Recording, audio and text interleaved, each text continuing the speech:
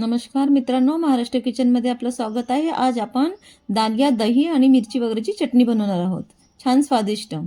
त्याला आपण सांबार वडा, इडली, डोसा, पराठे कशाही सोबत आपण खाऊ शकतो, आपल्याला खूप छान वाटते ती।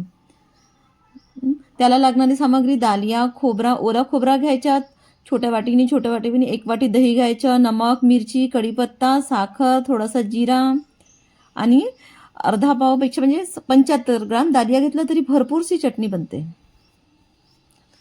आणि त्याला छान सर्वाला मिक्स करून मिक्सीमध्ये छान बारीक करून घ्यायचं, त्याचे छान महीन पेस्ट करून घ्यायचं। सर्व मिक्स करून मग त्याला तडका द्यायचा। तडकामध्ये थोडंसं तेल घ्यायचं, त्यात मोहरी टाकायची, 2-3 लाल मिरची टाकायची वाढलेली आणि थोडंसं तडतड झालं की टाकून द्यायचं। झाली ती स्वादिष्ट चटणी बनून तयार। थोडासा कढीपत्ता पण टाकायचा। व्हिडिओ आवडला असेल तर लाईक आणि सबस्क्राईब करायला विसरायला नको।